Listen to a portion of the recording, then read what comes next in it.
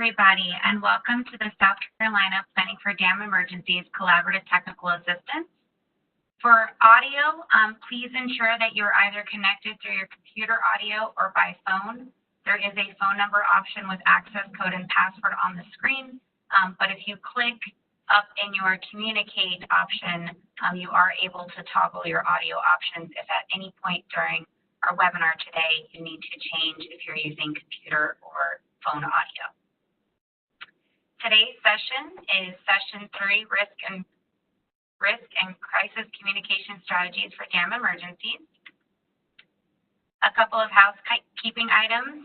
As I've already noted, there is the call-in information access code and password if you need to use the phone for your audio. If you have any technical difficulties today, please email me directly at alicia@yources.com, or you can send a chat to the host and I'll get your message that way. This webinar is being recorded. The phone lines will remain muted until the end of the presentation if time allows. We are asking that everyone uses the chat to log all of your questions throughout the presentation. This way you can ensure that you don't forget any of them. We also might use the chat function to poll a couple of questions in addition to the polling system that we'll be using. If at any point you do send a question or a poll answer using the chat, please make sure and send your message to all participants so we can ensure everyone sees your response. If by some reason we do run out of time at the end of the webinar, we will ensure everyone's questions are answered in writing following the webinar. With that, I'm going to turn it over to Mr. John McCain. John? Hey, thank you, Alicia. I just want to welcome everyone back again for the June version of our webinar. This is the third session out of our, out of 4. So 2 down, 2 to go, and we're glad to have you all here tonight. Again, my name is John McCain, and I'm with South Carolina's Dam Safety Program, which is part of South Carolina DHEC.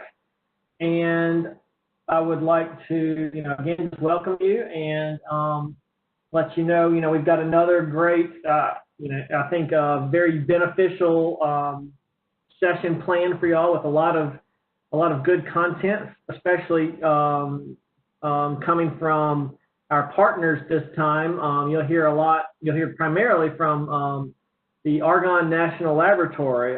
They have experts on risk and risk communication that will be really giving us some great information today.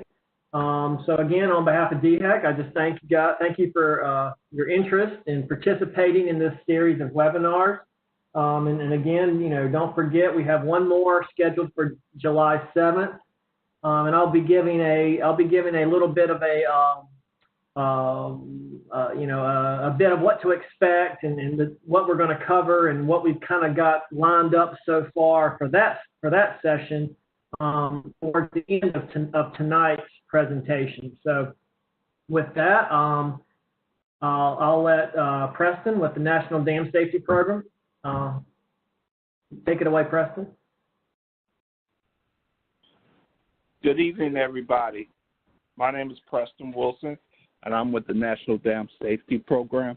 And I'm just so happy to be able to participate with you all in this again. We think crisis communication and risk communication is very important. It's very important that you have the right alerts and warnings, the right notifications, be able to communicate to the right people at the right time, especially in emergency situations. So we're looking forward to our team giving you a really good presentation and giving you some really good information today. So thank you.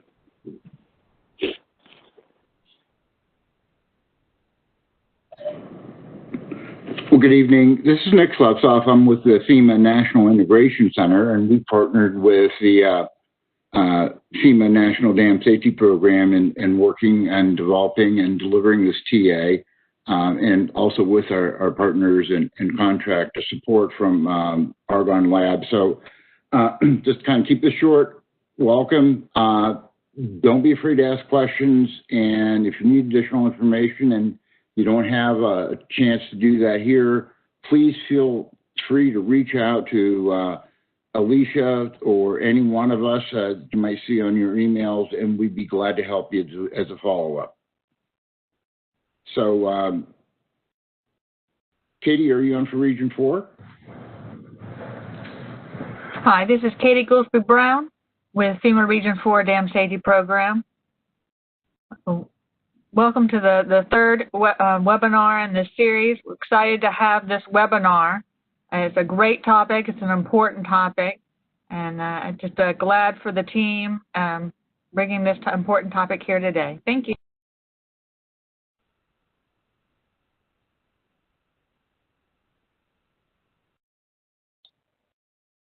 Hi, so this is Molly Finster. I'm from Argonne National Laboratory. John, can I ask that you advance to the bio slide? Yes. And then I can introduce myself and my colleague, Carol. So I am an environmental systems scientist and engineer at the Decision and Infrastructure Sciences Division at Argonne National Laboratory. I've been working with FEMA and the National Dam Safety Program and the National Integration System or Center for a couple of years now. And we've been providing a lot of the technical assistance behind the technical assistance program. I'm going to be one of your speakers tonight. And now I'd like to pass it over so Carol Freeman can introduce herself. She's going to be one of our other primary speakers tonight. Great. Hi, this is Carol Freeman. I'm a senior emergency preparedness analyst within the decision and support system within Argonne. I've been working with the National Integration Center for a couple of years as well. My focus area is community resilience and risk communication, so I'm really thrilled to be with you tonight. All right, thank you, Carol and Molly. I'm sorry I kind of I forgot to show Preston and my bios, but I think everyone's seen that before. And Sandra Saylor Taylor with DHEC also. Sandra's Sandra and I are going to kind of take a back seat tonight and let the Argonne National Lab folks take it away with their presentation. I just wanted to so we do our agenda for tonight, and dam safety and risk and the public consciousness. Will one of the topics, and the public consciousness is definitely aware of dam safety, especially with in light of the incidents in Michigan recently. Communication complexities, communication strategies to motivate action. An important topic. Where when you have a vulnerable population. And you need action to be taken, whether that's evacuation or just to be informed. Some strategies to help be effective in that. Risk communication when minutes matter, which, and of course, with dam failures or potential dam failures, minutes are generally the time frame. Minutes and if we're lucky, hours are the time frames we're talking about. And then lastly, next steps. What to expect with session 4 and closing remarks. That's our agenda for tonight. Again, just to reiterate what this series is about, so our goal for this entire series of webinars is to increase the knowledge and understanding of our HOA dam. That obviously that particular subset, is we've identified from early on the unique challenges and needs of the HOAs and POAs that own dams. So the dam safety terminology, technical concepts, and especially emergency management practices, we want to try to convey that information. So our objectives have been to help you gain a better understanding of these concepts and terminology and relationships that come into play during a dam emergency, and learn about operational and maintenance requirements for dams so that they function properly and safely, And again, gaining an awareness of the unique challenges that come with HOA ownership. And I think we've accomplished a lot of that. We have more to go, but we're at the third of our 4 webinars, and then in July we will really try to tackle some of those unique considerations and challenges for HOA dam owners. But with that, let's see. So tonight, risk and crisis communication strategy. The outcomes that we hope to achieve is that the participants will better understand dam safety and risk in the public consciousness, to recognize and then to begin addressing the inherent communication complexities for dam populations, to identify opportunities to move HOA members to take preparedness action, and then learn more about public alerts, warnings, and notifications for dam emergencies. So with that, I'll turn it over to Molly, and take it away, Molly. Okay, thank you, John. So as dam owners and operators, any of you may be called upon in a time of crisis to provide critical information on either an evolving or imminent incident, or possibly to relay that information to your member communities. So as John just mentioned, tonight we'll be walking you through some of the fundamental principles and methodologies that form the basis of effective risk and crisis communications. These concepts are science-based and have been proven time and time again in practice and during real-world situations. So we do want to emphasize that although we are here to specifically discuss dam emergencies, a lot of the topics, concepts, strategies, and practical applications that we'll be presenting tonight are really applicable to all hazards. So occasionally you will hear us using some other hazards in order to illustrate our point.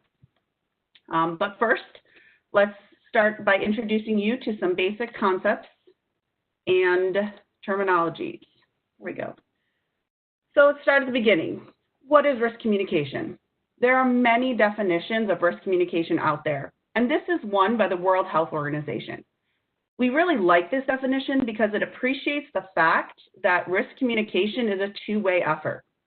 People are not just receptors of information. They won't simply receive or take in the information you provide and automatically do what you ask or make some kind of informed decision based on the knowledge that you provide. It is really a two-way process of engagement. People will make their own decisions. When people are more informed, they will make more informed decisions. So the goal of risk communication is to help the people make those informed decisions by providing them with the best and most effective information possible. Risk communication includes all types of messages and interactions, anything that really relates to risk and decisions. So risk communication can include announcements, it can include instructions, alerts and warnings, and even preparedness messaging. So anything like that. However, we really do need to consider that there's much more than the sheer knowledge of risk and the appropriate action that someone needs to take. While this is critical, these are really not sufficient to change a person's behavior. We really need to consider what people know, believe, and see. Those three things lead to what they do. So as this graphic illustrates, risk communication is really just one component of communicating and conducting outreach with the general public. So why is risk communication so important? The answer is simple. Risk is part of everyday life. Around the country and the world, we are seeing continuing weather events that are threatening our communities. For example, of particular concern to dams are extreme precipitation events that can overwhelm your storage and design capacities. We're also seeing a trend of more and more people living in coastal areas and at the wildlife and urban interface. This will also put them at greater risk for a number of different hazards. There's also the continued risk of man-made hazards and terrorist attacks, not to mention the ongoing COVID-19 crisis. So before we move on, I'd really like to make a distinction between terminologies of risk versus crisis communication. In general, risk professionals and the general public don't share the same concept of risk. So as mentioned previously in a session, I believe it was session 2, Preston Wilson from FEMA's National Dam Safety Program told us that risk professionals really see risk as a combination of factors. It's the threats that they're faced, the relative probability of that threat actually occurring, the performance of your asset, such as a dam, when faced with that specific hazard, and then the consequences of that asset usually not performing as designed. So in the worst case scenario for a dam, that would indicate a breach or a failure.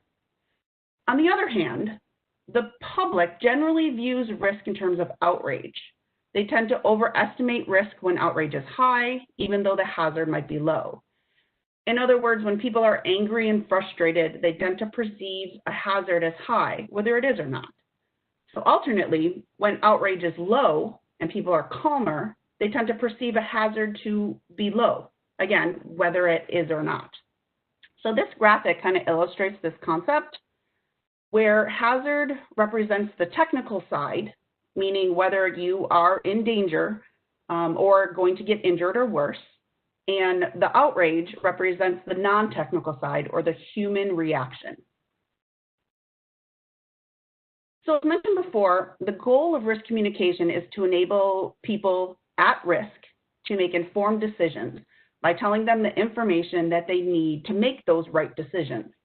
On the other hand, crisis communication, although a form of risk communication, really has a much more specific goal of motivating people to take immediate action while also managing the fear factor.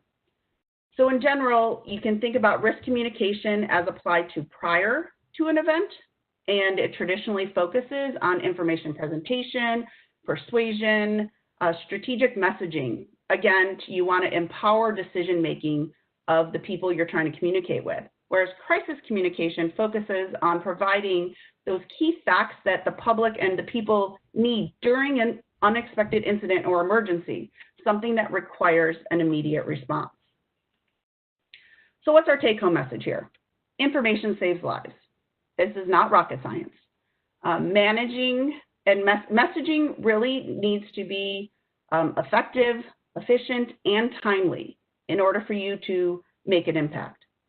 It also needs to be focused on the right target audiences. You need to make sure you're getting to those who need that information quickly so they can make those best decisions about their life and their safety, whatever the situation may be. So we'll be presenting tonight a number of strategies as we move through the session to help you understand how this is done. So let's now talk about public perception related to risk. So I have a poll question for you, which I believe Alicia should pull up for a second here. Based on what you just learned, do you think public perception of risk equals actual risk? So please just respond yes or no in the box there. So again, we'll take a minute for everyone to respond. So let me repeat the question. Does public perception of risk equal actual risk? So Alicia, I'm not seeing the actual poll responses. Do you have them?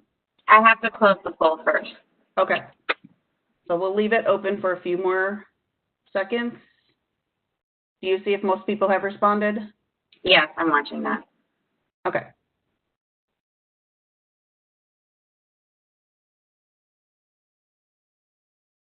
Okay, why don't we go ahead and close the poll? We're almost to the time.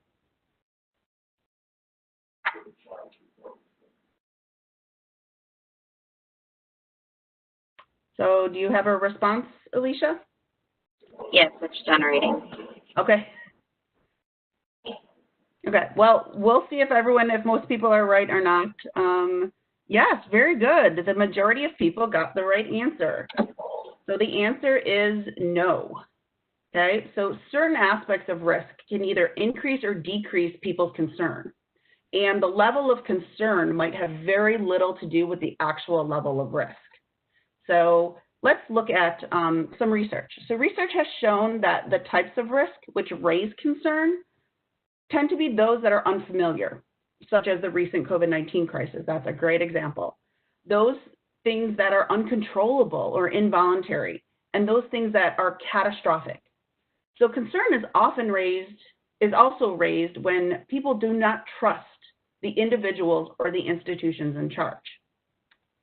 On the other hand, the types of risk that lessen the concern are those that are familiar. So those that we are able to control. Also risks that are voluntary or where we assume something by choice. Smoking would be a good example of that. A lifestyle choice where you're assuming the risk. And also risks that are perceived to be long-term. So when your concern is also decreased when you trust those that are in charge. And we'll revisit this concept of trusting those in charge a little bit later in the presentation. So now let's think about risks or hazards that really are of most concern to you, possibly about your dam. So based on what you know about the people in your community, do these hazards mean that you need to raise the level of concern in your community, or do you have to calm people down? To help put things in perspective, really just start thinking about the differences in perception related to risk. So looking at a risk of a hurricane compared to the risk of a car accident, or even contracting the coronavirus. So sometimes as risk communicators, we need to increase people's concern. Other times we need to calm people down. But while comparing risks can help people understand the magnitudes of risk, it really doesn't solve all risk communication problems. So next we're going to be looking a little bit more closely at identifying some of those complexities that exist within the communication space.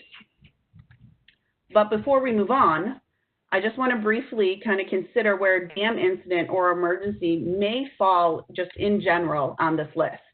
So in general, the idea of a dam incident typically will raise people's concern because it's perceived as uncontrollable, involuntary, and quite catastrophic. I know that would depend upon the size of the dam that we're considering, but in general, it's quite a catastrophic issue. However, often individual experiences or their background or possibly their exposure and knowledge of dam risk can change a person's perception of that risk. And it can also change how they choose to assume that risk. And so that will bring us to our next section, and we'll go into that in more detail. Okay. So next we're going to look at some of the complexities that are involved in communication. These are the things that affect how people receive, interpret, and translate your messages, so your communications. This statement is really the underlying lesson that we hope you will take away from this section of the presentation. The same things mean different things to different people. So think about that. The same things mean different things to different people. So let's discuss some of the reasons why this is true. This image shows some of the many different reasons why the statement I just said, the same things mean different things to different people, is because there are complexities that you need to consider whenever you're communicating, especially when you're talking about risk. And we're going to walk through a lot of these individually so you can have a better idea of the perspective we're coming from. So culture is comprised of shared values, attitudes, and practices.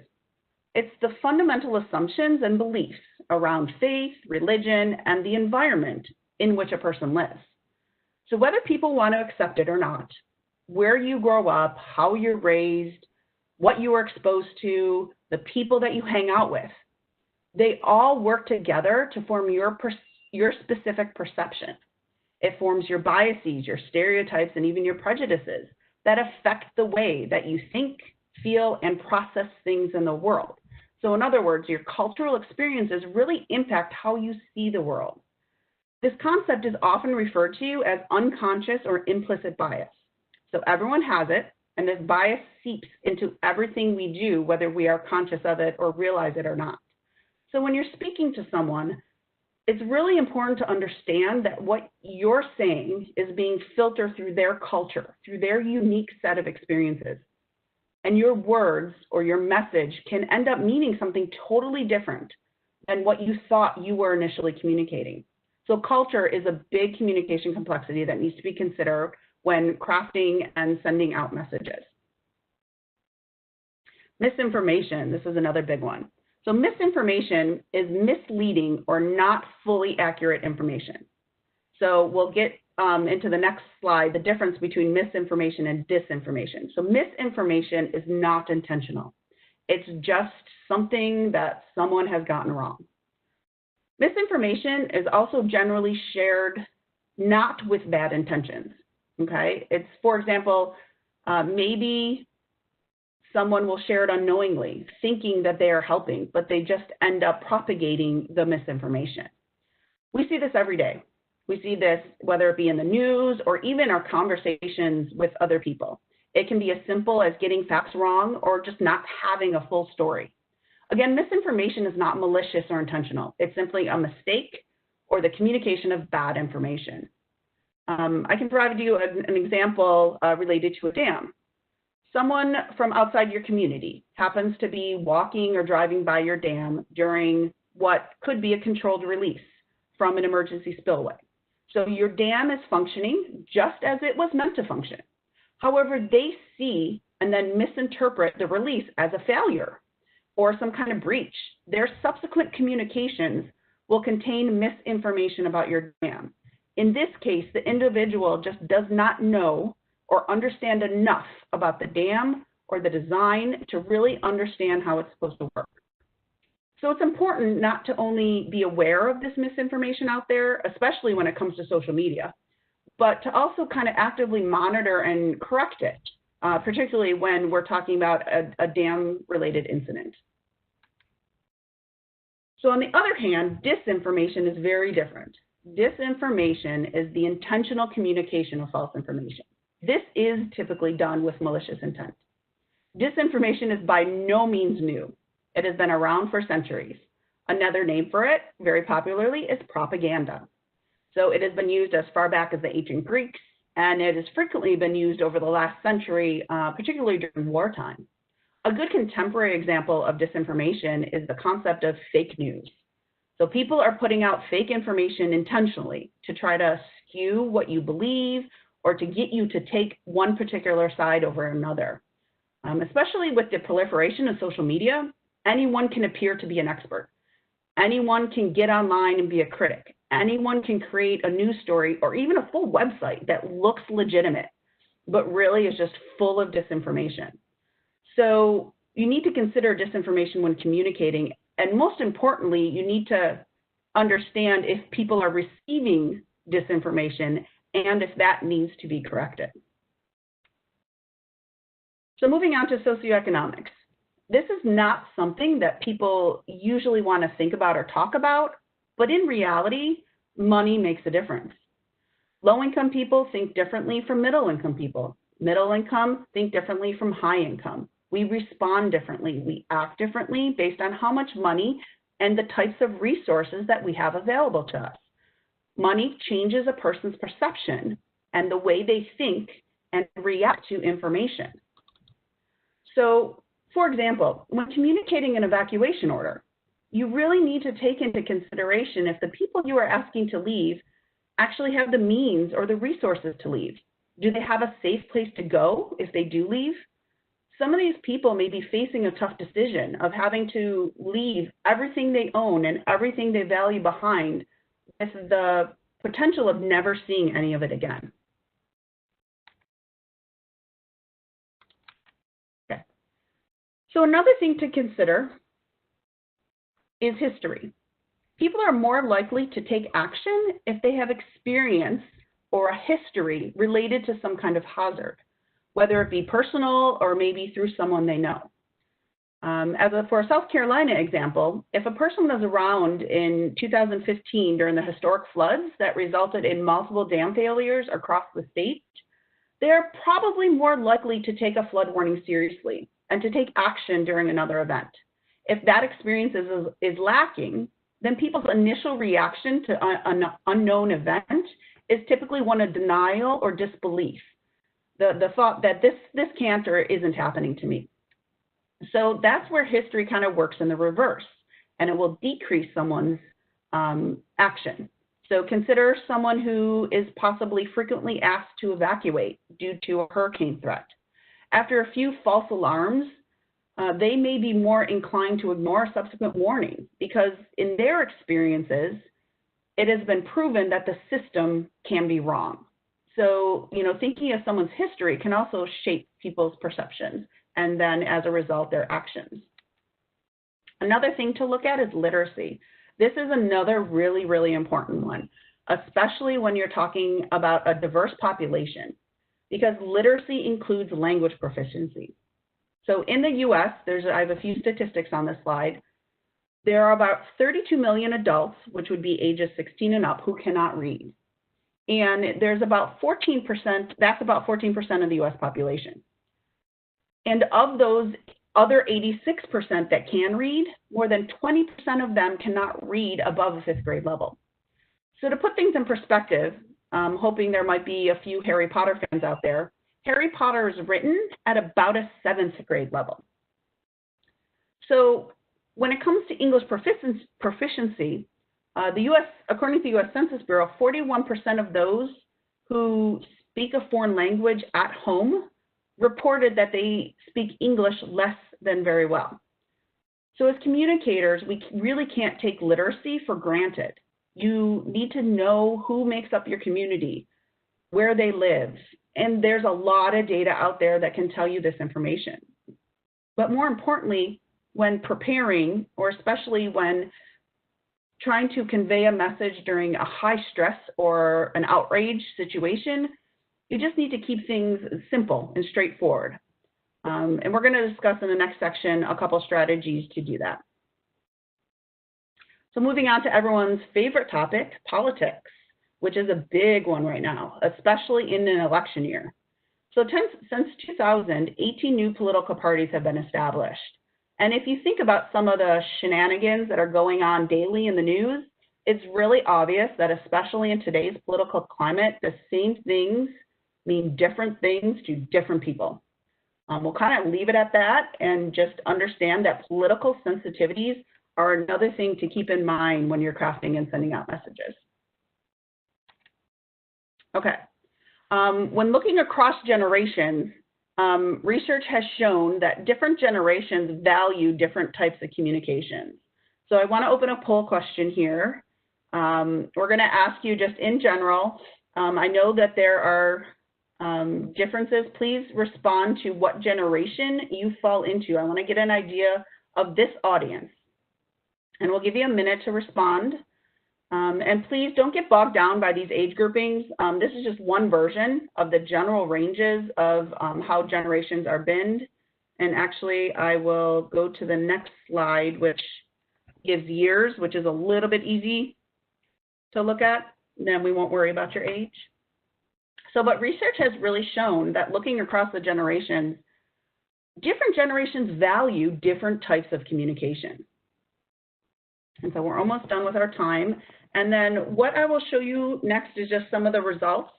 And you can see where you fall in and if you agree with whether you prefer these types of communications or not.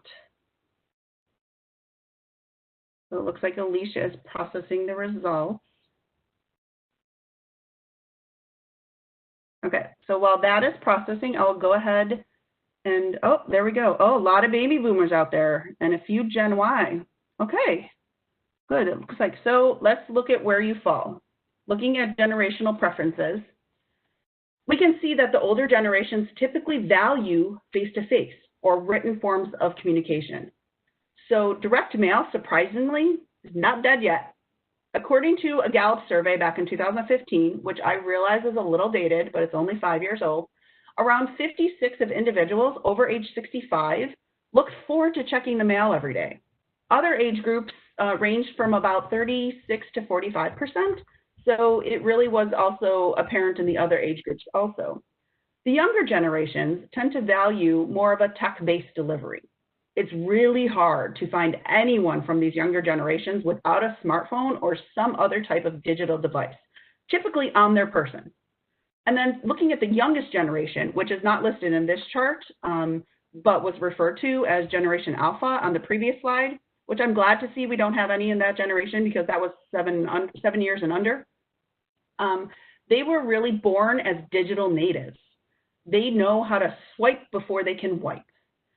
So another interesting thing to note on this graph is that for full-time workers, even looking across the different age groups, commute hours and radio are really still a good bet.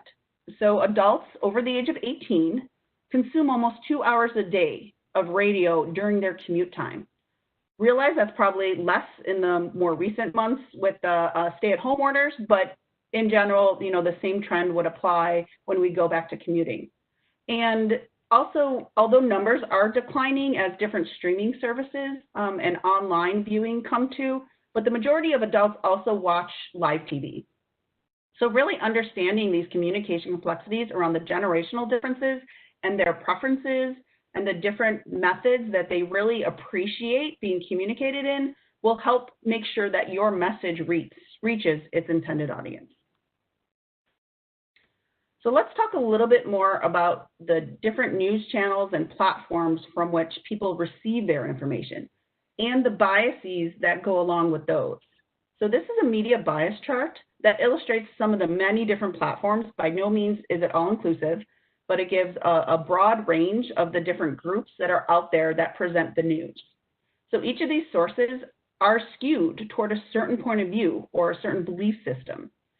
So in addition to the medium in which the information is consumed, the medium being print versus TV or versus some kind of digital device, the source of the information should be considered. There's also an interesting recent trend in the news media toward infotainment. So this is where the purpose is more for entertainment than information delivery. So both where and how a person receives information can change or enhance their individual perceptions or their implicit bias. It really can impact how they respond to and act upon the information that they receive. So I've mentioned social media a few times, and social media really has changed people's information, their expectations. The immediacy and the speed of social media allows users to send and receive information from multiple channels at once, and many people value this. However, there are many challenges with social media, especially going back to the myth and disinformation. So rumor spreading and even citizen journalism, where there's no fact checking or quality control associated with articles that go out. So social media use or really misuse has definitely been in the spotlight lately in, again, our current political climate. So I've mentioned perception a few times, and I'll probably continue on mentioning it multiple times throughout this presentation, but perception is another huge communication complexity. To put it simply, it refers to the way that you take in the world through your own frame of reference. This weaves back to culture, it weaves back to the generation you were born in, and really beyond that. It comes from your opinions and the beliefs that you have formed around a topic or around something. So many of you have heard the phrase, perception often becomes reality. But also keep in mind that perception does not always equal the truth. So for example, a person may perceive they are not in danger. Maybe they do not have any knowledge of a dam that is upstream of them, or if they know it is there, they don't fully understand the risks that are associated with it. So as a result, they may decide not to evacuate because their perceived reality does not put them in danger. They work off the belief that their house can't be flooded because if you don't know the risk is there, you don't perceive the danger, and they have no personal history with it. Also recall from earlier in the presentation, I really highlighted the fact that information saves lives. So as a homeowners association, how you are perceived can impact how much people trust you. It can impact your credibility and you as a worthy and accurate source of information. So perception is both the way people perceive other people and the way you are perceived. There's also a lot of communication complexity surrounding the timing of a communication, the time of day, the stage in an event, so whether it's before, during, or after a situation. Maybe it's the situation that a person might be in at the time that they receive the information, how they feel, or is thinking. All of these things can impact their reaction to your message and the way that people make decisions. So, for example, if it's the middle of the night, people are going to react slower versus if something happens in midday. Or maybe if it is midday, they're at work or they're driving, so they can't immediately read or receive a message and take the appropriate action. So wrapping up this section, let's kind of look at the big picture and think about all the complexities that come into play here. Culture, history, literacy, information source, delivery method, timing, perception. All of these complexities interact with one another to inform what people do, and more importantly, what they don't. So when it comes especially to an emergency situation. And a good way to think about it is, how would you explain dam safety or a dam emergency incident to a parent or a sibling or a child or a grandparent? Really think outside your own experiences and get a different perspective. Think about what you know about your association members and your communities at large, and really work to incorporate all of those complexities into your own specific risk communication plan for your dam in the case you do have an incident or an emergency. There's another saying that people don't care how much you know until they know how much you care.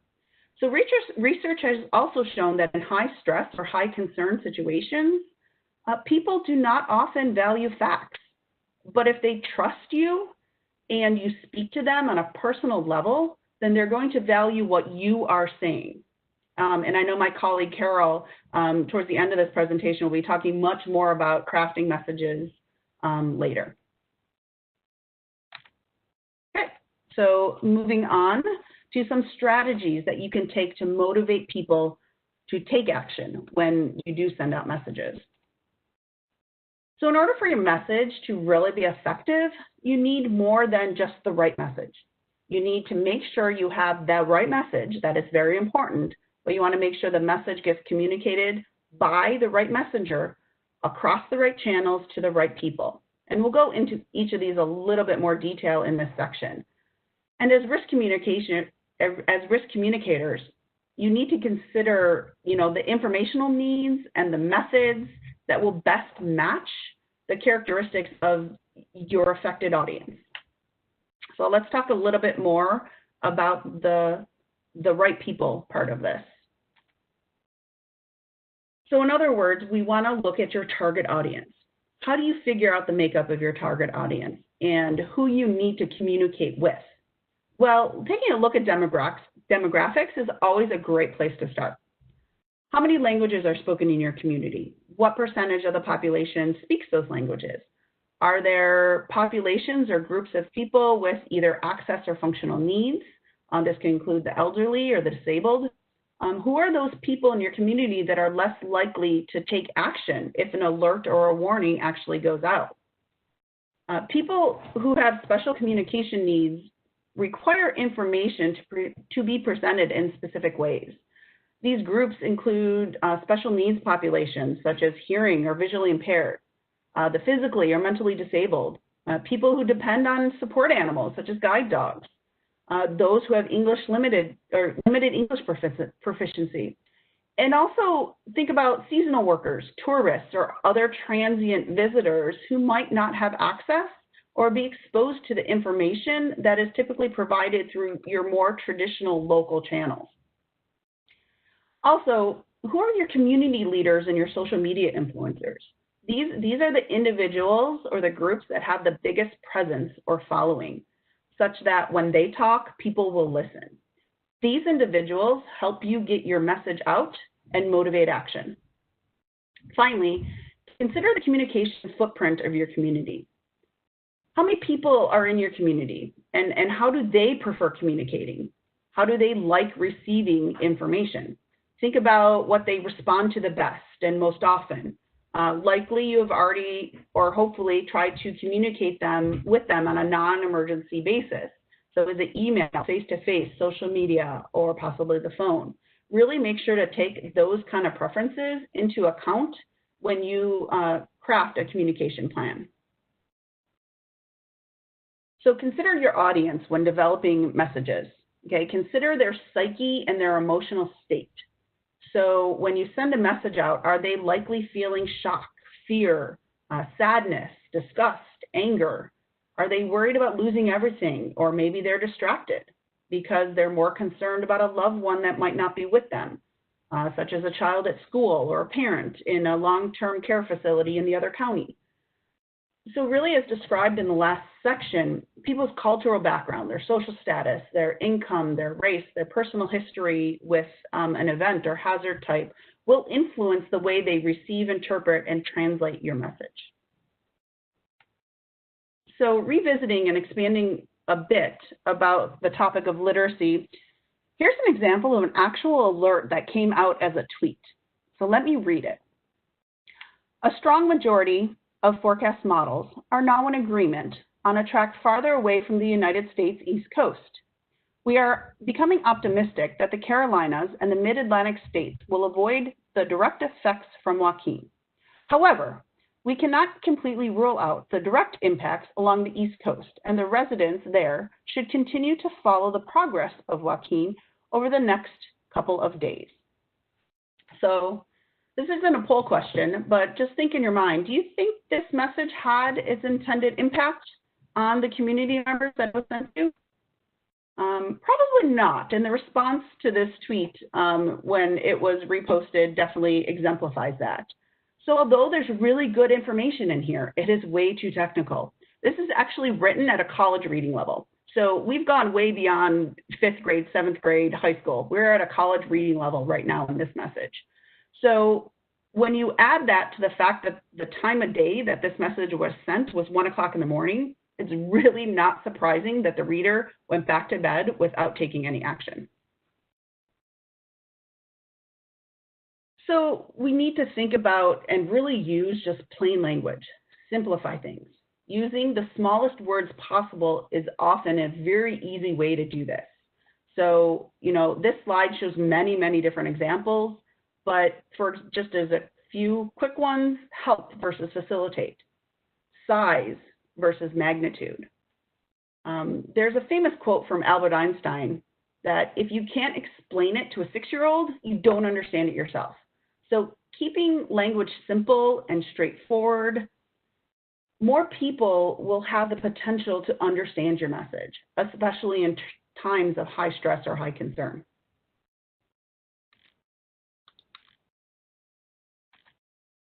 Sorry about that, my slide wasn't advancing.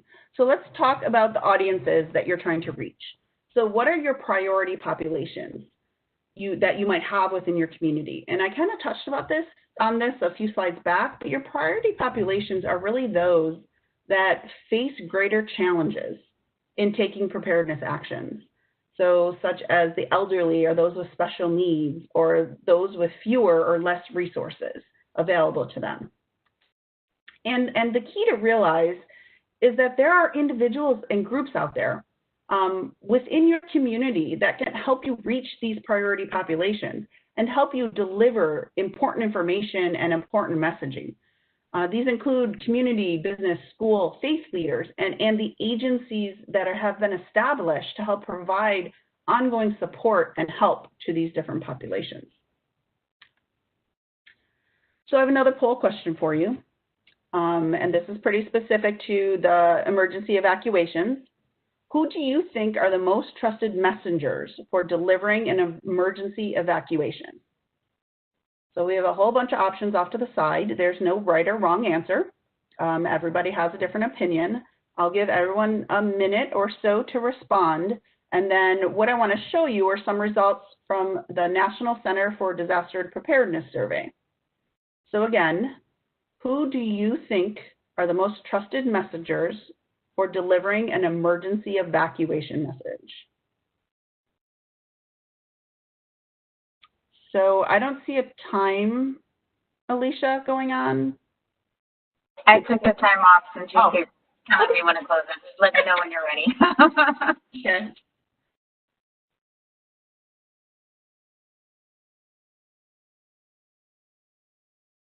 Okay, go ahead, Alicia. We'll see what the answers are.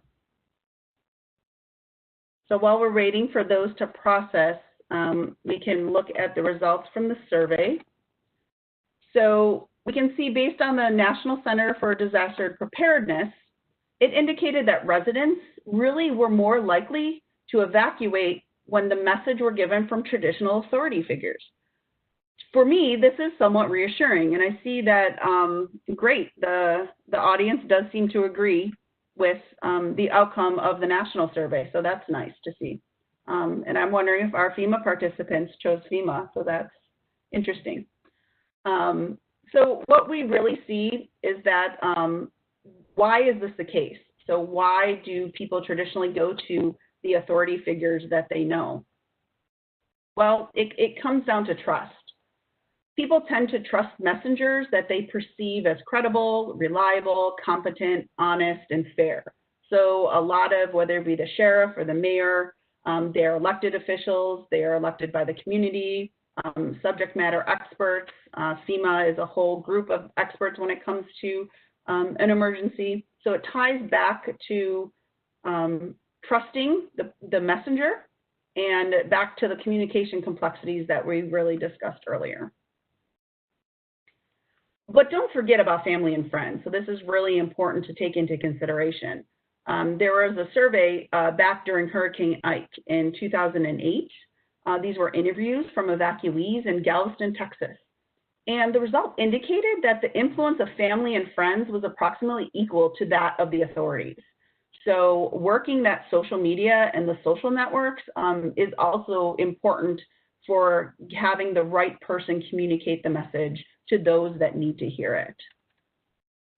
And so briefly, let me touch upon the right channels to reach your audience. And we have kind of talked about this a little before, so this is hopefully review. We identified your target audience. We talked about the trusted messengers who will deliver, or even better yet, amplify your message. And then we want to think back to the discussions about the different channels that are available for you to send your message out. And this goes back primarily to the discussion about your generational differences that we talked about and what everyone's preference is for receiving information. There's also other factors, though, to consider. One example would be the timeliness of the message and the message length. So Twitter offers you a quick response platform, but it limits the number of characters that you can use. On the other hand, a traditional news briefing or news story allows you more time to get your message out, more content to get across. It also offers more of an option when you start talking about visuals to support your point. But it's harder to really update that type of briefing on a regular basis, especially when you compare it to some of the social media platforms that are out there.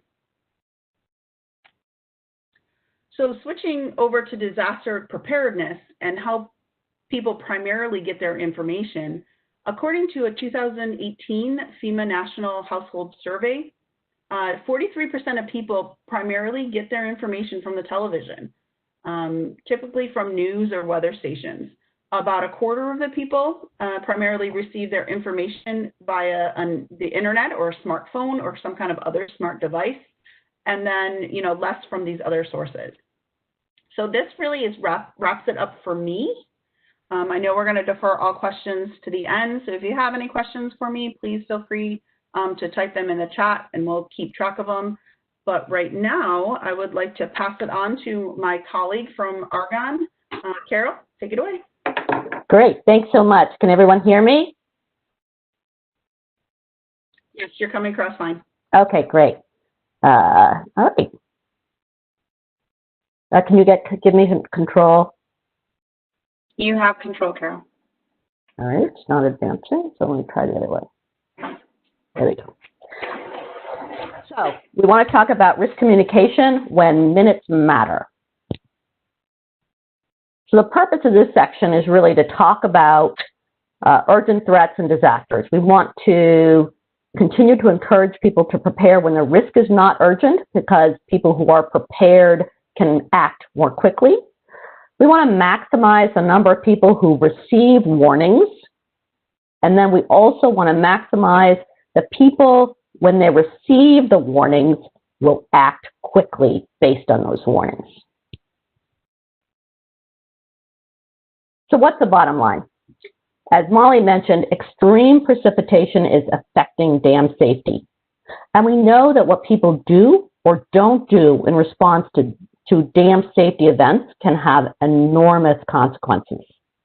So alert and warning messages that the public receives, understands, and will respond to will save lives. Dennis Milletti is an academic that has been studying warnings and protective actions for about 30 to 40 years. And he really has created 3 buckets of time. One is the time between when a threat is detected and when a warning is issued. And that would be issued by your emergency management agency. So we're really not going to focus on that today. But there are 2 other buckets that you can really affect. And that is the time between when a warning is issued and when people receive that warning. And we're going to go into that. The other bucket is when people receive the warning and when they start to take protective action. So let's first talk about what are the channels for alerts and warnings. What are their benefits and what are some of the issues that each one of these channels has? So the first one is the wireless emergency alerts. I'm not sure if any of you have received those, but these can be sent directly to phones that are in specific cell tower areas. So they're really geo-targeted, and the new ones can be very effective because they allow 360 characters, and we're going to talk about that. The problem is that not all jurisdictions have signed up to be able to deliver these wireless emergency alerts, and that some of older phones still only get 90 characters, and that's really limiting the ability for that warning message to be effective. Now, many of you probably are aware of the reverse 911. And that's where your county system dials your landline phones with a message. And it's capable of providing pretty detailed messages to a pretty detailed area. The problem is that users are trending away from landlines. I don't know about you all, but I would bet many of you have disconnected your landline and don't really respond to it. I know that's the case with me. So this one is really important. Many counties have opt-in systems so that people can register their cell phones or their emails and customize preferences for the kinds of alerts and warnings they want to receive on these devices. The problem is that reach is limited to those who register. Many counties also have social media accounts that they use in emergencies to alert people on Twitter or Facebook or other social media accounts to what's happening. And it has been said, this is great because it's a very quick form of communication, and then people can share those tweets to their networks pretty easily. The issue is you're limited by the followers that you have. Finally, door-to-door can be very effective, but you need the staff and you really need the time to accomplish that.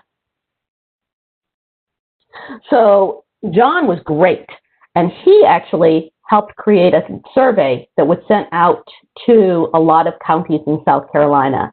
And this is a summary of what we got back.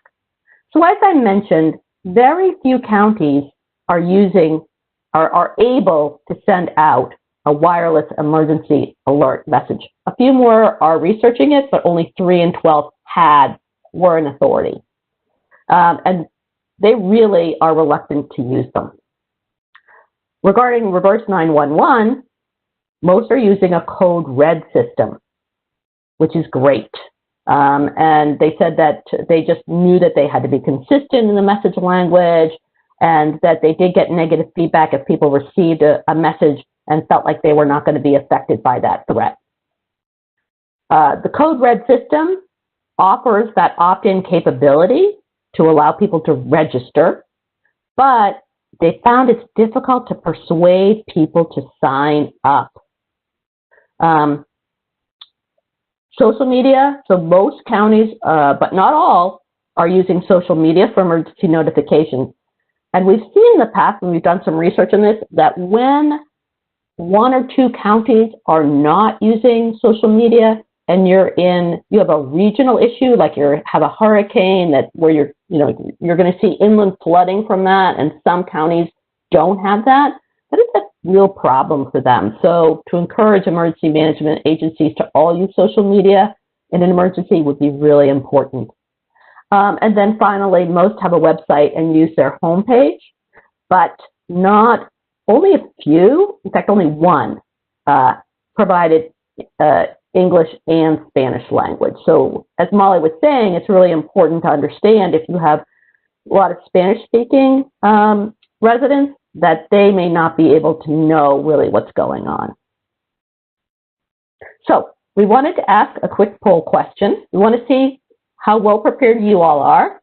So could you answer the following? Are you signed up for your county alert system? Have you opted in? So go ahead and take a few minutes there.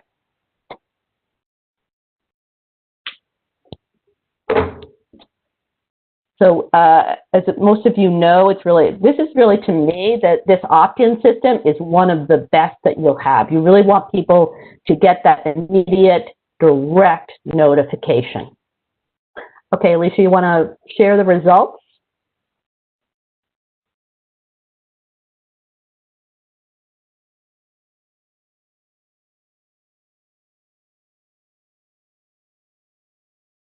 And then I'd like you to think about, and when we see the results here, do you think that your community is going to represent that you're a representative of your community? So we see here that 10 out of 24, so that's less than half, have signed up, and 5 are not sure. So I think this, to the extent that you are really reflective of your community, I think this is something that we'll talk about how we can work on. So the next one we'd like to ask you is, are you following the social media accounts of your local emergency management authorities and of the National Weather Service local office? So I think it's Columbia, South Carolina is the name of your local National Weather Service weather forecast office, and they put out a lot of information on social media. And I'll give you an example in a little bit about what they did for Midland and how important it was for people to be following those accounts and getting that information. Okay, Alicia, want to close out the poll there, and let's see what the results are.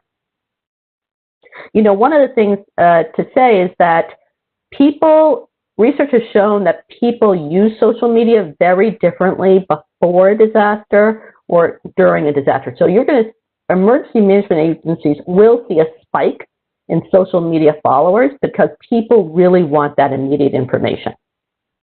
So again, we're seeing that relatively few people are signed up, 6 out of 17, and 10 are not signed up. So I would really encourage you, as people who are supporting your HOA community, to sign up for these events so that you are in the know on these things.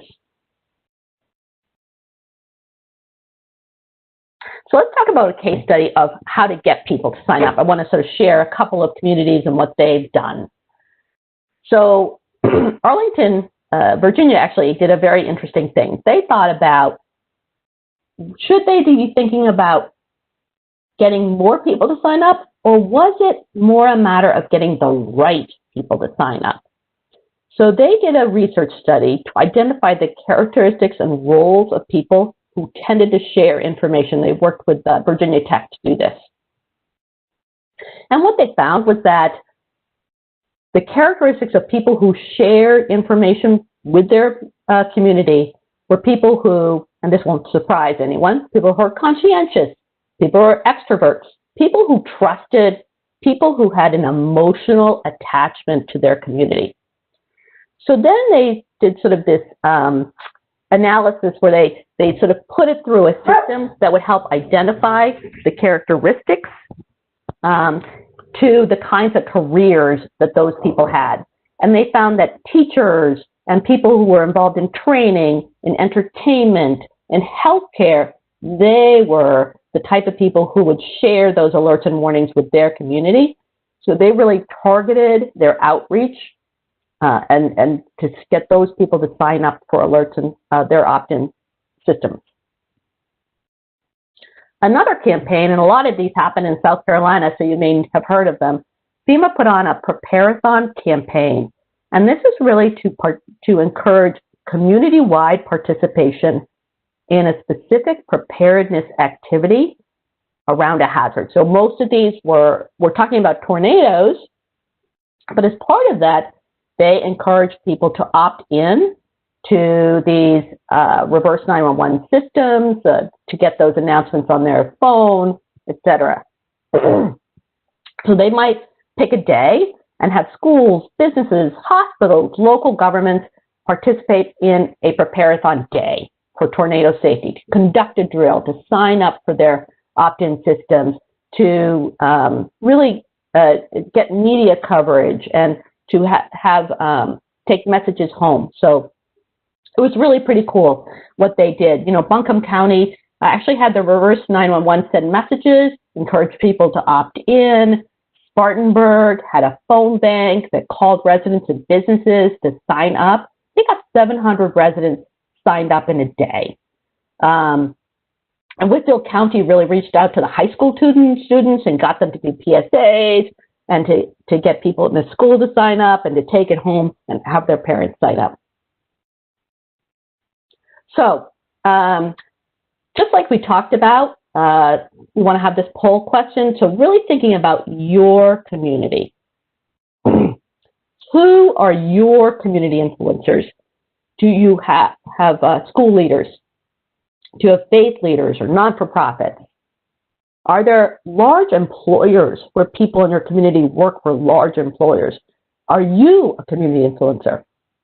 So take a minute and fill out this poll, and let's hear from you about who you think your community influencers are.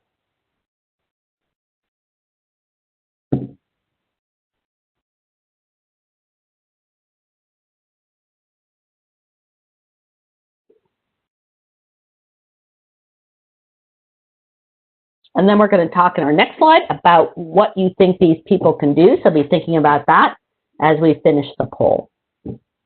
Alicia, why don't you go ahead and close the poll this time, and let's see what the results are.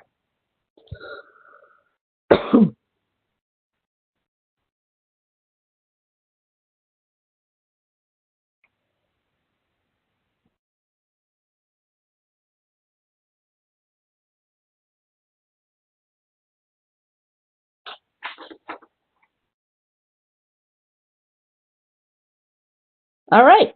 Okay, so we've got faith leaders and business leaders and HOA. I'm glad to hear that.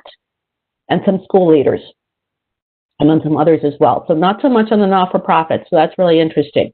And we can share all of this with you after the meeting as well.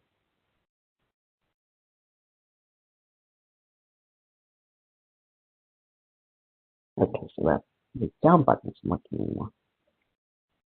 Okay, so we want to use the Q&A function, not the chat function, to get some of your ideas on how we can really increase your community residents to opt in. Not everybody, but just your HOA community residents. How do you get more of them opting into your county's opt-in system? And I'll have some ideas for you, but Alicia, do you want to describe how people should be using the Q&A?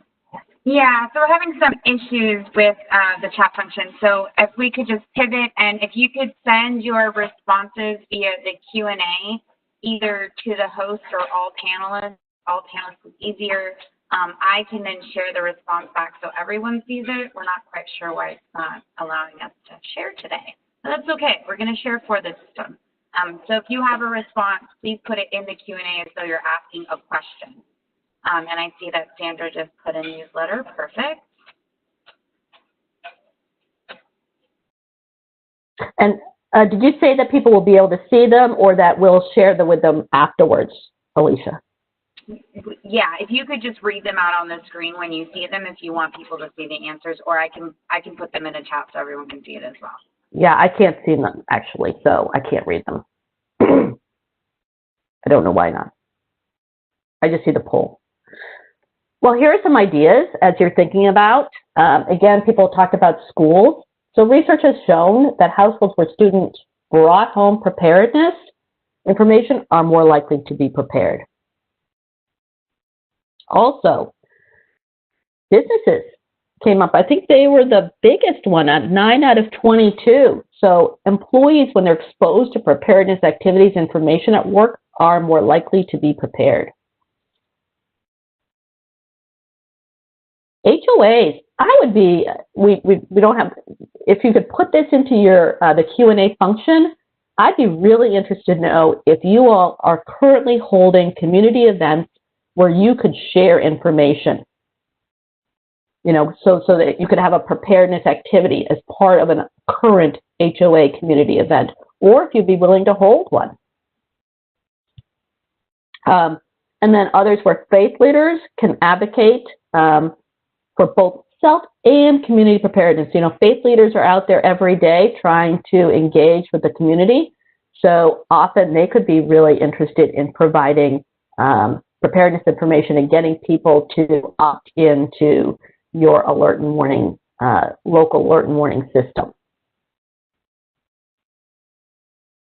Alicia, I've seen things that have popped up, but are you seeing anything that's thematic? Yeah, so you have to open up your chat or your Q&A to see the responses, but just to share the responses, we've gotten newsletter, link sent to phone, local radio and TV announcement, Facebook private HOA page. Okay, great. Okay, that's great. So if your HOA has a Facebook page, that would be great. A newsletter, if you put out a newsletter, that's great. Oftentimes there's like a severe weather week that you could use as a way, as a platform for conversation and things like that. Great. So that really wraps up sort of how do we get more people to opt in so they get those direct alert and warning messages. And now we want to pivot a little bit and let's talk about those behavioral delays. So as we mentioned in the very beginning, the fact that someone gets an alert does not necessarily translate into immediate action. There are issues that arise before people are willing to act, and we want to sort of go through those now. First of all, we know that people who are prepared already are able to act faster. When people realize that they are at threat, when they're facing a real emergency, their ability to process new information slows down. So we know it's really important for people to have prepared in advance, to actually go through that mental exercise of thinking about what they would do. The rehearsal of it is really super important. So before a disaster, we would want people to know their evacuation routes out of your HOA community. So I've discussed and practiced a household emergency plan to prepare a stay or go kit so they're not in that moment trying to find all their medications or the important documents they need to have. We want them to have access to alert and warning systems already so they're getting it directly and not getting text messages that they haven't already heard from. And if possible, if your community does it, to have participated in a drill. We're seeing that in a lot of wildfire communities now, that they're taking the time to actually have a drill to make sure everybody can get out and knows evacuation routes. We want people to then take the action to evacuate using the evacuation routes, to implement their household plans and to listen to alerts and warnings, And then afterwards, actually, it's really important for people to know how to stay safe when they re-enter. A lot of things happen in flood waters. Oh, I'm going to apologize for my dog. They need to reunite with family and then initiate recovery. FEMA did a really interesting survey after Hurricane Sandy. And one of the big findings was people really felt they were not ready for recovery. They had no idea the documentation that was so important to initiate that recovery process. So really thinking about that beforehand is really important. So FEMA, as Molly mentioned, FEMA does this household survey every year, and there are some statistics that we think you'll find interesting. So not surprisingly, based on the polls we've done to date, with you all, less than half of the households in the U.S. have an emergency plan in place. And from your perspective, even worse, only 1 in 4 have a plan that would really have focused on how to leave the community for an evacuation. So we have a poll question for you. Thinking about your HOA residents, do you think they are more or less likely to have an evacuation plan than the national average? So do you think they're more likely to have more than 26%? Or do you think it's going to be about the same, about 1 in 4? Or do you think it'll actually be fewer? Let's see what you have to say.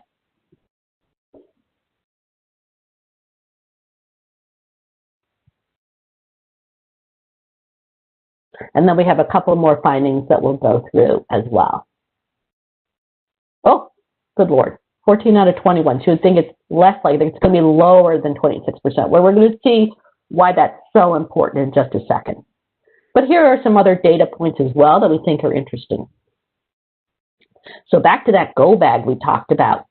Less than half have emergency supplies ready packed so that they can grab them in case of a quick evacuation.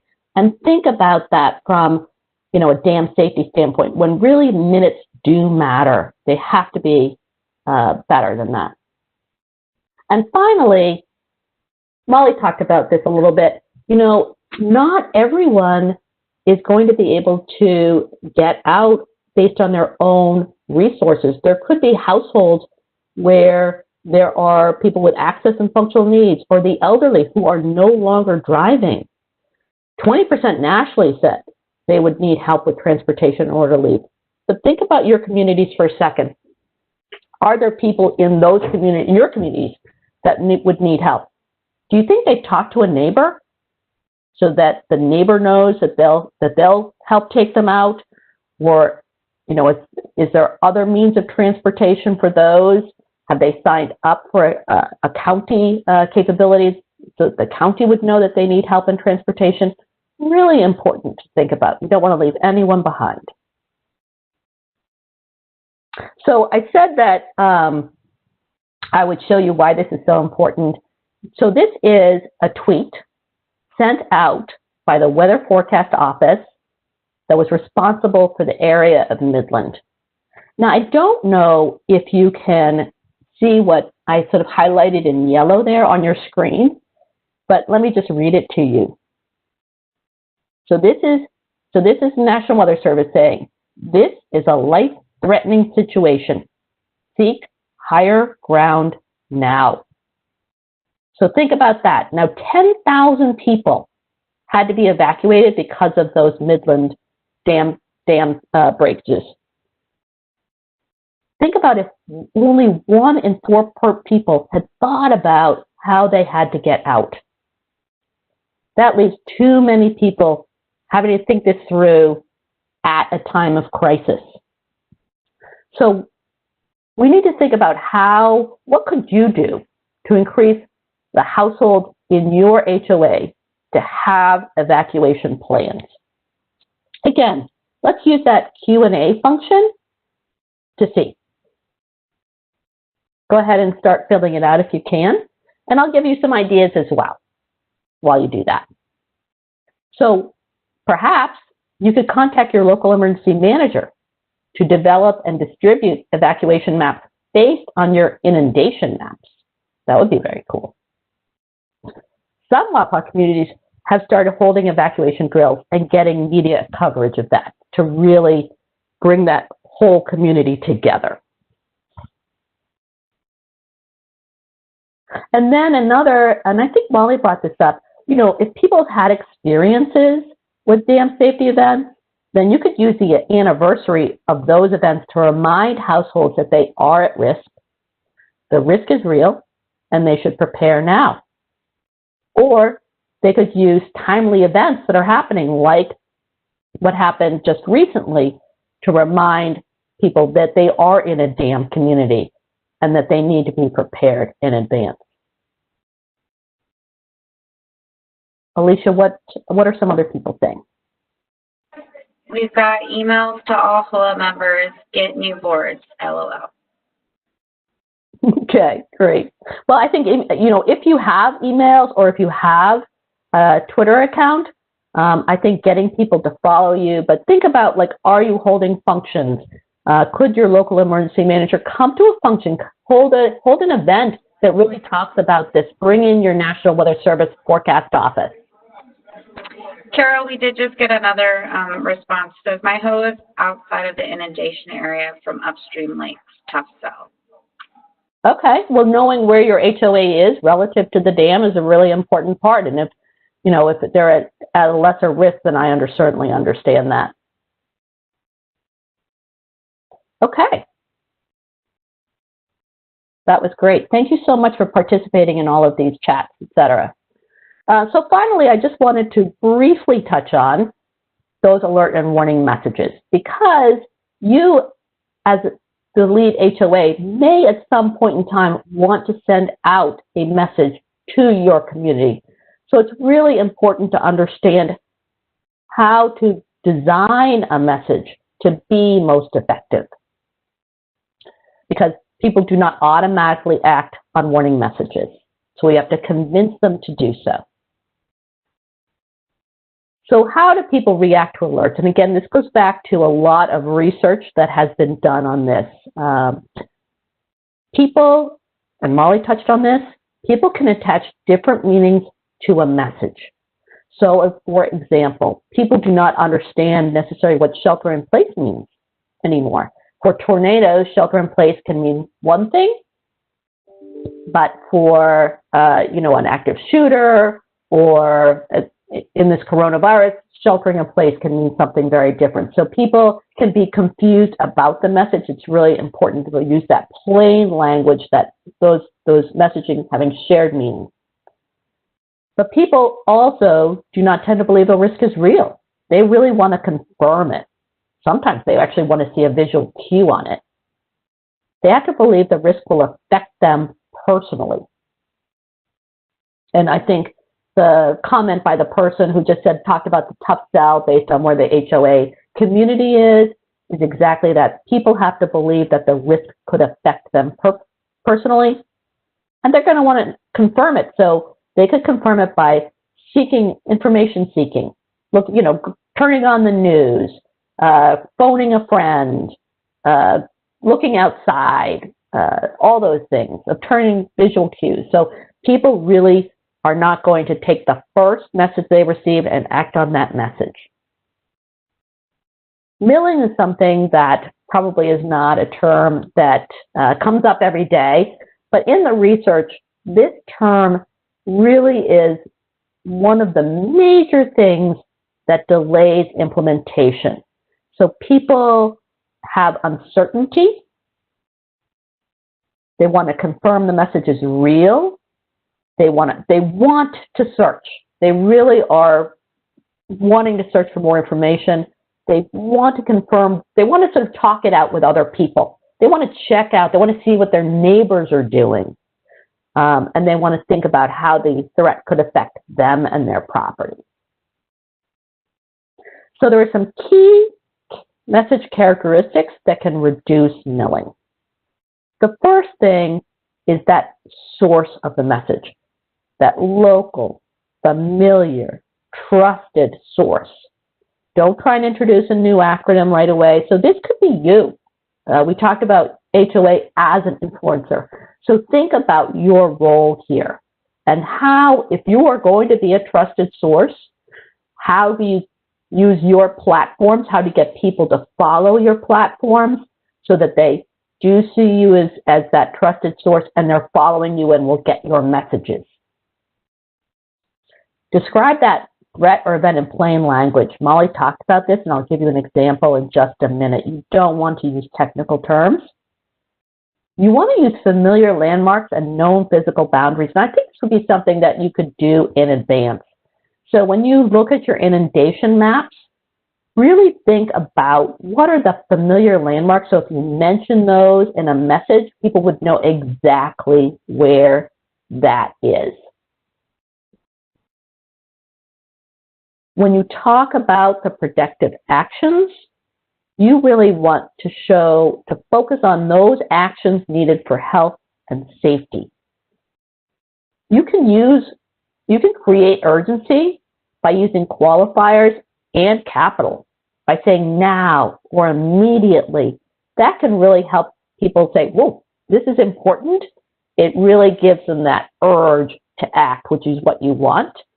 And then if you can explain why the action will actually affect their health and safety, that's called response efficacy. It can be very helpful. Adding in expiration time is also good, but not as important as getting that, timing for the protective action out there first. And then there's some other things. Shared meaning, things that Molly really talked about, making sure that your language is at 6th grade. If you can add links to trusted information sources to validate, that can be really helpful. Then people don't that'll minimize that milling time, because that link to the website or link to the National Weather Service local forecast office and their tweet, give them that ability to get that second confirmatory message faster. Maps that increase personalization can also be super helpful. So here's an example, and I gave the example of a tweet because this is something that you could send out. No, you don't need to say who's sending it, because that's obviously coming from your Twitter account. But here's a dam breach example. Flash flood warning. You want to give the name of the dam that the community would know. You want to say what the threat is and possible consequences. So, flooding has begun. It's going to get worse. You have rapidly moving water that can reach 6 feet in height. That should tell people that's a lot of water and that's too high for them. So you want to evacuate now, all caps, from an area that it would be familiar to them. You want to tell them where to evacuate to.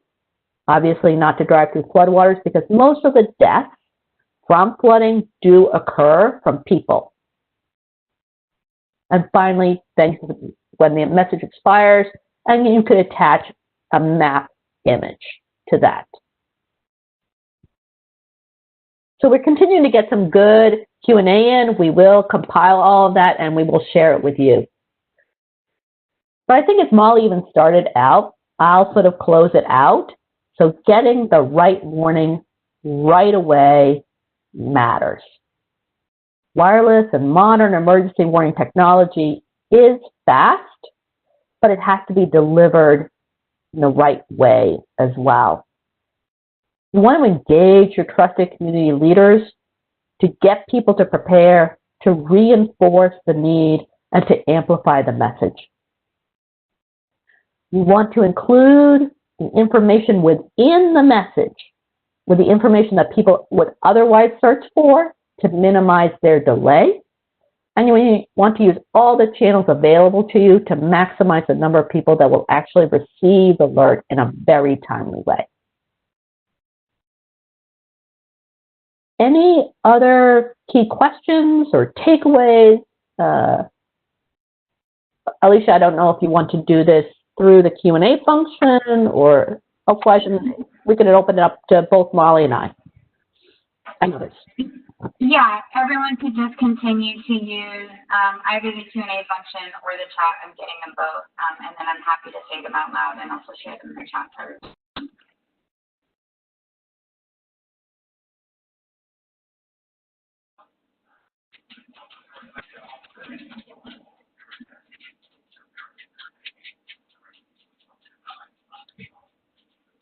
So maybe we can kind of move ahead with some closing while people are thinking about questions they might have and kind of revisit it. Okay, sounds good.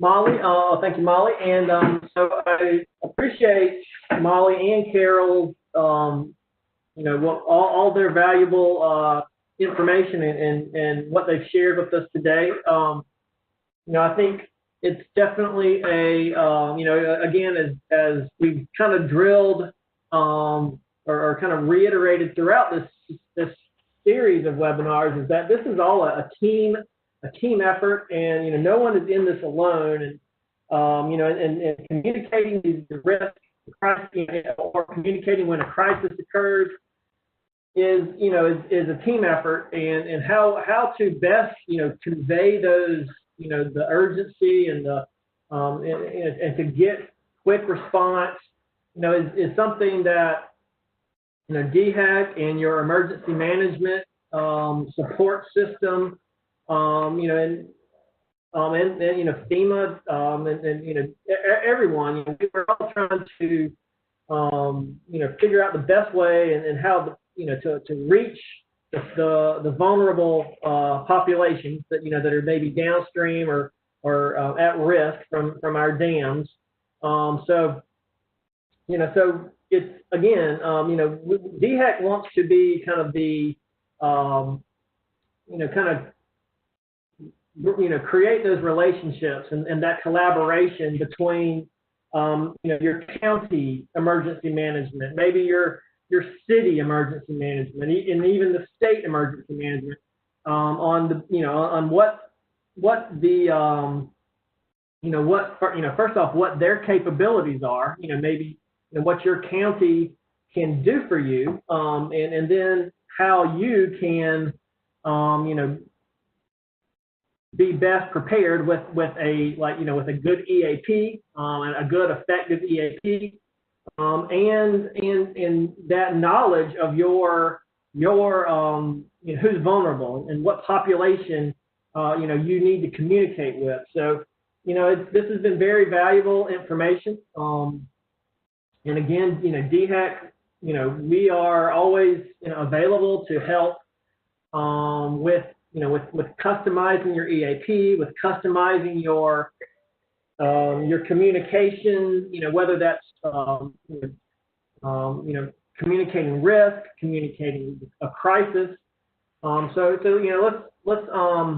Let's take what we've learned today, and let's all kind of figure out how we can go forward and improve, and just and up our games, But so anyway, so again, long story short, a lot of valuable information today. So I hope everyone will think it over, and definitely let's see your questions. Feel free to add questions if there's anything from today that wasn't clear. And so next. We do have one question in the chat, John, before you move on. The question is, are EAPs filed with DHEC accessible online? The answer to that is no. We don't make these EAPs accessible like online, for instance, to the public.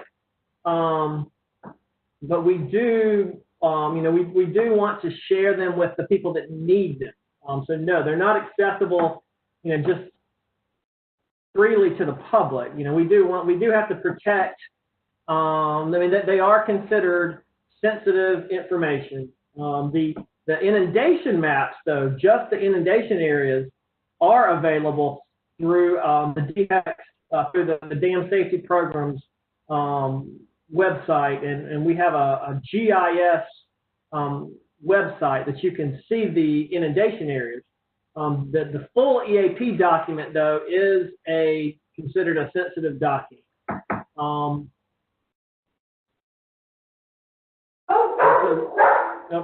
dogs are barking. I'm sorry, everyone. But so I just want to talk briefly about what to expect for next month while folks continue to submit their questions. So next month is one I'm excited about, where we're really going to try and drill down and really focus on what we've been saying all along, are some of these unique challenges and unique considerations for HOAs. And so we hope to provide some information and maybe some clarity on some of these common but unique to HOA legal and financial issues. Maybe learn some best practices that some of you or some of your other fellow HOAs may want to share, success stories, I guess to say. We want to share with you some various resources or partnerships that can help you with repairing and maintaining your dams.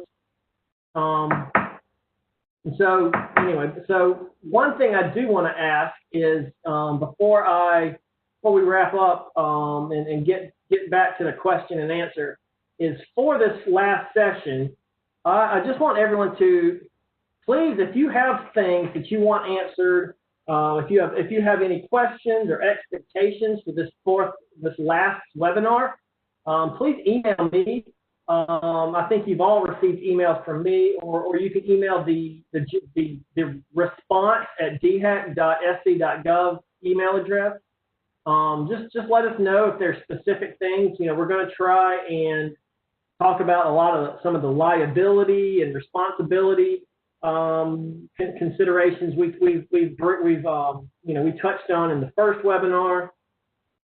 We're going to try and bring in some attorneys and some financial experts to talk about ways to fund repairs or to fund maintenance on your dams, and also maybe ways that your covenants and bylaws could be maybe optimized or just made.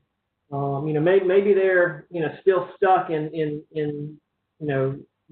decades old and just need to be updated and made current. So those are the kind of things to expect. And again, if you have specific requests for the fourth, our last webinar, just email me and I'll be happy to see if we can work some of that content into our last session. So with that, Alicia, you want to? Yes, we have a couple comments and questions. One was just a comment. Our dam was recently reclassified and we're finishing our EAP. Very informative presentation, and today's info put a little perspective on our national situation. Thank you. The next question is the EAP form currently on DHEC's website the current format DHEC wants? That is a good question, and that's a problem. Yeah, if you go to our website, the form you'll find is only a 5-page form. And I think we mentioned previously, we can still accept that form. We're still, and it's a good way to get the information to DHEC. But we've in the past, 3 years have we've introduced a new template that's a much more robust EAP.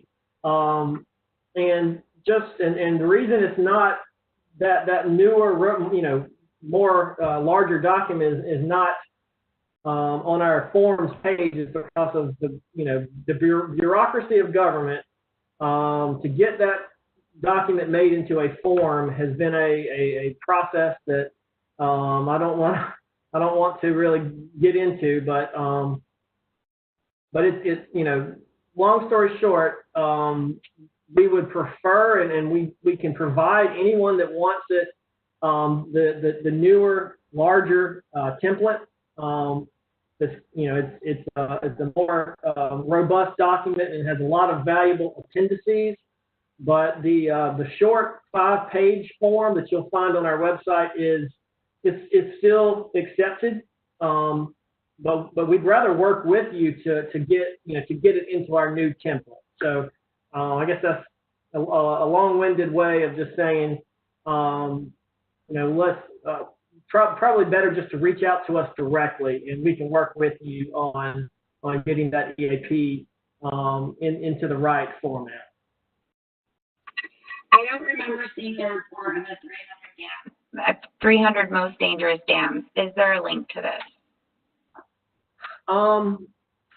That is kind of a misnomer. So what that is, and I mentioned that I believe in either the first webinar, the 300 or approximately, it's a little over 300 dams that we have evaluated, and they're all high hazard dams to start with, but high hazard dams that pose the greatest risk.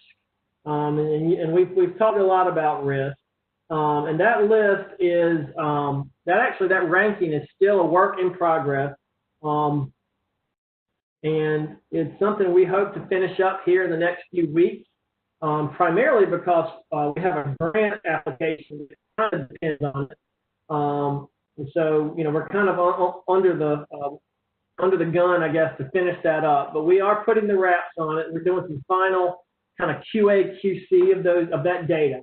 And so I can, I know a few folks have asked me directly, and I think I've responded directly to a few folks with, regarding if your dam is on the list and whatnot. But if you're a high hazard dam, if your dam is a high hazard dam, it will eventually be assigned a risk score.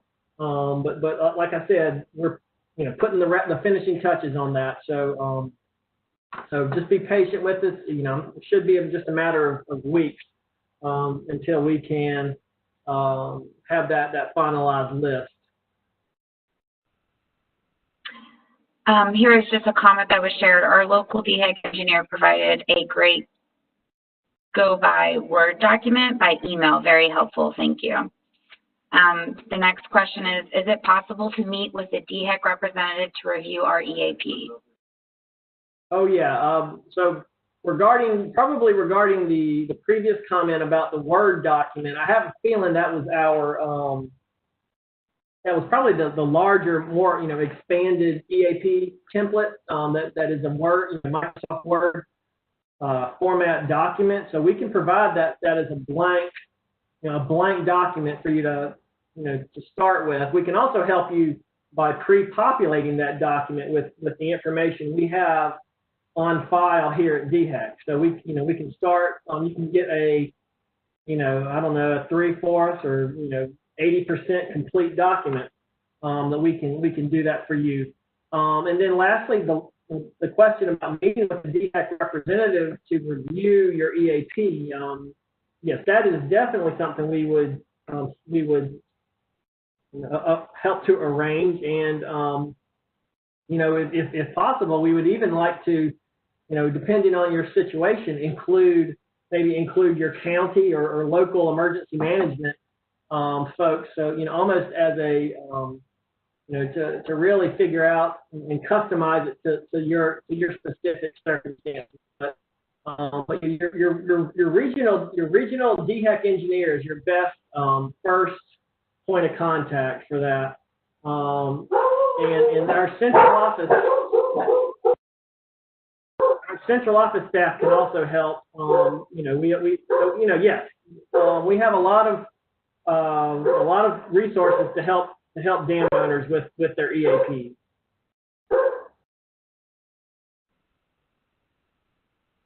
Any other questions? That's all we had.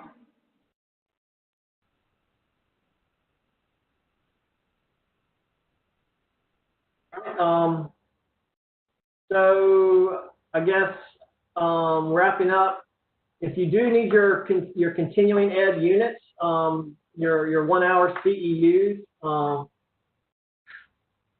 here, so each attendee must fill out a course evaluation and provide general contact information. And then, so after the course, you'll receive an email from Alicia with a link to that evaluation, and then just complete that by next Wednesday, the 10th. and then you'll receive your CEU certificate. So with that, I guess we're pretty much done unless anyone else has questions. We do have a little bit of time. If there are any final questions, but I just want to say from DHEC, on behalf of DHEC, I just thank you all for your continued interest in this webinar series. Again, if you, for the final webinar in July, definitely reach out. Let us know what your questions, expectations, you know, or whatever. Just let us know what you want to get out of our last session. Because I definitely want to make it. I definitely want to you know, definitely, you know, service everyone's, you know, what your specific needs are. I want to try and help service that. So that's all I have to say. Good night and see everyone in a month.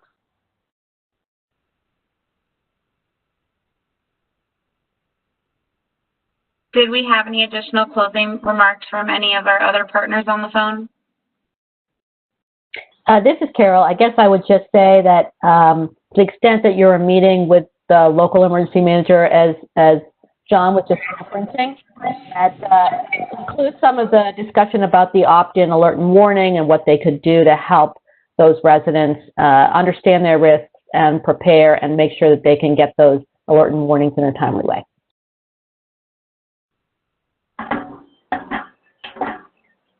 Hi, this is Molly. And also keep in mind that if you do have any questions that you think of, and we will be sending the slide deck out for your reference, please feel free to reach out to John. He has the contact information for both Carol and myself, and we're happy to get you some additional support or information depending on your particular needs.